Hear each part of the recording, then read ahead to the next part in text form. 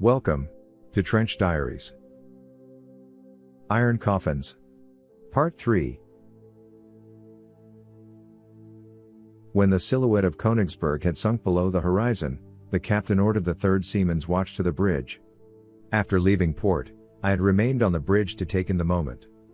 The boat followed a westward course as hard short breakers hit her from starboard and a fine water spray showered the superstructure.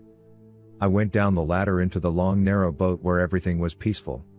Each man had taken his proper station. The only sound I heard in the forward compartments was the rumbling of the diesel engines. Oberleutnant Kern, the executive officer, approached me in the center aisle and gave me an order regarding my immediate duties. I was to be a lookout with the 2nd Seaman's watch when the boat was surfaced.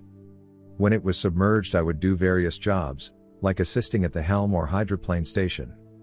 I was to help Wiesner, the navigator, calculate our position and help 2nd Officer Seibold decode top-secret messages with the Enigma machine. I was also to spend time with Kern as well as Fetter, the chief engineer. Both would familiarize me with the boat's design, machinery, equipment, ballast tanks, valves, torpedoes and TDC, as well as the deck artillery armament.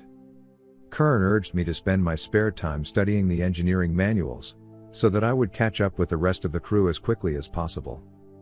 He then took me on a tour through the pressure hull. The trip soon turned into a sobering experience, because after a few steps I lost my bearings completely.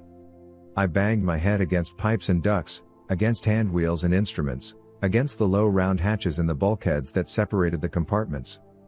It was like crawling through a bottleneck. Most annoying of all, the boat rocked vigorously in the increasingly rough seas. In order to keep my balance, I frequently had to reach for grip as I staggered over the floor plates like a drunk. Apparently I would have to duck my head, walk softly, and ride with the waves, or I would not survive a single day in this metal tube. As we passed through the control room, I ducked under the extension of the conning tower. Then, without warning, a heavy breaker came rushing down the hatch, drenching me to the skin. The old veterans laughed loudly. The XO, who had obviously planned this baptism for my inauguration, tried in vain to hide his smile and continued to explain the design of this underwater marvel. The boat was divided into 4 pressurized compartments. The aft section contained all the machinery and electrical equipment, the air compressor, and 1 torpedo tube. The 2 powerful diesel engines were capable of pushing the boat to 19 knots on the surface. 2 electric motors, operating on gigantic storage batteries, ran the boat when it was submerged. They could propel the boat for 1 hour at the top speed of 9 knots or for 3 days at a cruising speed of 1 or 2 knots. However, these batteries had to be recharged every 24 hours under normal conditions. This could only be done on the surface because the batteries that ran the electric motors were charged by generators driven by the diesel engines. Between the diesel compartment and midships were a tiny galley, a washroom, the petty officers' quarters. Below all of this, 1/2 of the 50-ton batteries resided. In the compartment amidships was the heart and brain of the boat, the control room. It was crowded with pipes, ducts, valves, wires, handwheels, gauges, switches, meters, control mechanisms, and a gyro compass. There were also pumps, a freshwater generator, the observation periscope, magnetic compass, chart closet and table, as well as electrical gear to control the rudder and hydroplanes. The forward section contained the radio room, the hydrophone station, bow torpedo compartment with 4 tubes and also seamen's quarters, officers and warrant officers' wardrooms, the captain's small cabin, a hint of a washroom, and again below deck plates, the second half of the batteries. The pressurized compartments were subdivided into 7 watertight rooms, each equipped with watertight doors that could withstand water pressure at a depth of 120 meters. The smallest compartment, the conning tower, contained the attack periscope and the TDC. Ballast tanks, trim tanks, fuel oil and freshwater tanks were located throughout the boat, as well as the outboard saddle tanks. After walking the full length of the boat, I was overwhelmed by her complexity and thoroughly confused by the XO's rather superficial descriptions. I believed that it would take me years to gain the knowledge and skill to receive the captain's qualification. I was at the navigator's small plotting table when the captain called from the bridge, "Rig for dive, exercise alarm." Moments later, the men on watch came tumbling down the ladder, hitting the deck plates with violent impacts. Then the alarm bell shrieked throughout the boat.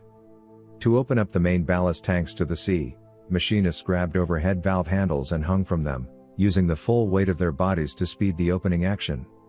Others turned hand wheels frantically. With a loud roar, air escaped the tanks and water rushed in. U-557 dove so swiftly that I had to grab something to stop myself from falling on the metal deck plates. Again I was reminded that I had to remain constantly alert. Suddenly there was a scream, urgent and piercing, outboard air induction valve doesn't close. U-557 sank fast, bow first, at an angle of 35 degrees. A machinist appeared in the round opening of the rear bulkhead and yelled, "We can't stop the leak. Main valve probably jammed." Paulson shouted, "Blow all tanks, full rise on the planes, to the surface, Chief." But it was in vain.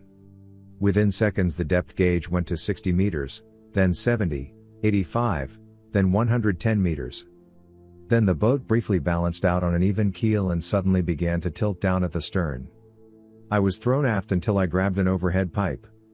Now the boat continued its rapid descent toward the bottom of the Baltic, but this time stern first. Her descent was so steep that everything not secured, like suitcases, boxes, food cans and personal belongings tumbled down the center aisle. The two men who operated the hydroplane slid from their seats into the central valve station. One man was flung through the round hatch in the forward bulkhead and clung to it in desperation. The chief yelled, "Stop emergency blow. The boat is out of control." At this point I was puzzled as to why he would do this. I later realized that he wanted to preserve some pressurized air. As U-557 neared the ocean floor, a terrifying roar came from the diesel compartment. Tons of water rushed through an apparent leak. Then the boat hit with a shuddering jolt and the lights went out. I lost my grip and landed on top of the navigator, who himself had fallen over someone else. Then, there was silence. A low voice came up from the aft section, "Inboard air induction valve is closed and secured." The leak had been stopped. But the boat, with her stern buried in the mud, hung at a 50-degree angle, swinging back and forth gently like a pendulum. "Engage auxiliary lighting, all men to the bow room." This was the captain's voice, stoic and encouraging. At once the lights came on and shadowy figures began the climb uphill towards the bow. I noted that the depth gauge was reading 142 meters. U-557 seemed to be stuck solidly in the mud. Her electrical circuits were out of order and the batteries had lost much of their acid. Poisonous chlorine fumes were escaping, which meant there was the added possibility of an explosion. My thoughts were interrupted by someone shouting through the speaking tube, "This is the diesel room. Mechanic Eckstein is dead." It flashed through my mind that Eckstein might have gotten lucky. If the deadly gases did not burn away our lungs, we would die of suffocation as our oxygen supply was used up. We continued struggling uphill on hands and knees, bracing our feet against the hull and equipment. As I dragged myself along the deck plates, I looked into the faces of men I hardly knew. Soaking wet, smeared with oil and grease, dirty and sweating, they followed Paulson's order without showing any emotion. We had all become important ballast, putting our weight on the scale of our collective fates. It was indeed ironic that the captain had called me surplus ballast when I reported aboard. Eventually, the men reached the forward torpedo room. But the bow of the boat lowered only slightly. She seemed to be locked in her position, the tremendous weight in the aft bilges acting as an anchor. I heard the captain conferring with the chief engineer in the control room. Paulson ordered 25 men to form a bucket line to move the water from the flooded engine rooms into the bilge of the bow compartment, thus equalizing the weight and putting the boat on an even keel. I joined the group and descended the steep grade, sliding on my ass along the floor plates through the aisle. Arriving in the diesel room, I saw dark oily water covering most of the compartment. Out of reach, caught in the controls of the aft torpedo tube, hung the dead mechanic. His head was split open at the right temple and blood streaked his face. The pool of black liquid seemed too wide and deep to move with buckets and cans, and I calculated that our efforts to get the water to the bow would serve only to use up our oxygen at a much faster rate. Nevertheless, we started with this arduous task. We worked in near silence, passing the full buckets from man to man up the elongated tomb, spilling the oily salty substance over ourselves.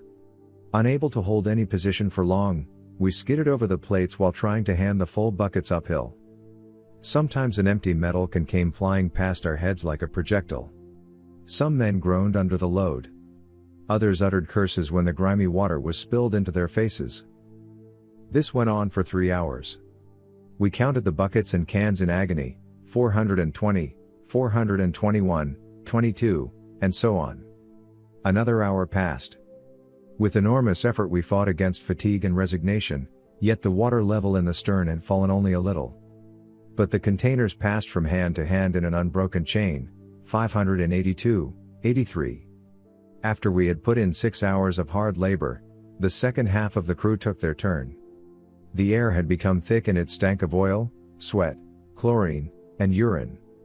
Our breath grew short, our movements weak. And still we continued to pass the containers in agonizing sluggishness. Now everyone was half suffocated, half drowned. At this point we had been submerged for over 14 hours. Then Paulson made a new attempt at survival. He ordered the bucket line to quit work and all men to return to the bow compartment. Gasping for air, we struggled uphill toward the tip of the boat. As I forced myself in between the torpedo tubes, the impossible occurred. Very slowly and gently, the hull began to sway. Air bubbles suddenly escaped the forward ballast tanks with a guttural noise. Then the bow descended and hit the bottom with a thud. Encouraged by hope, the men drove themselves into action. The dead mechanic was carried to the captain's cabin and covered with canvas. The captain closed the green curtain, thus separating the dead man from the rest of the crew. The bilge pumps were disabled, so again the excess water in the aft bilges had to be moved with buckets to balance the boat. Meanwhile, the cook handed out cans of peaches, pears, and strawberries. Spirits rose as hunger and thirst were quenched. But the fact remained that we were trapped on the bottom of the Baltic. Some 40 tons of water pressed the boat to the bottom. The chief went to work to free us of this predicament. At his command, compressed air shot into the ballast tanks with a hissing sound, but the boat remained glued to the bottom. More air rushed into the tanks, but still nothing happened. Then the stream of air diminished and finally stopped. We had exhausted our compressed air supply, which meant we were still doomed. But the chief did not give up. He yelled, "All men to the bow." Everybody pushed and stumbled forward. As we crowded into the forward compartment, the chief ordered us to turn around and run aft. We tumbled and tripped in the opposite direction, ducking through the hatches and the bulkheads, slipping and sliding along the wet deck plates.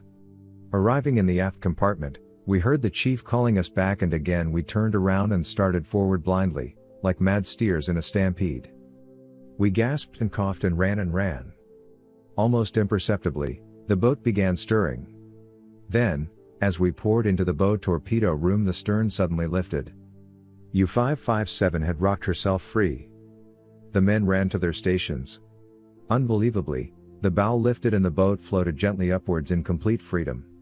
As I stepped into the control room, the needle of the depth gauge had already passed 140 meters. It swung to 130 meters and moved steadily along the dial. Excitedly the chief reported the depth to the captain in the conning tower: 80 meters. 40 meters. 20 meters. Tower broaching. Boat has surfaced.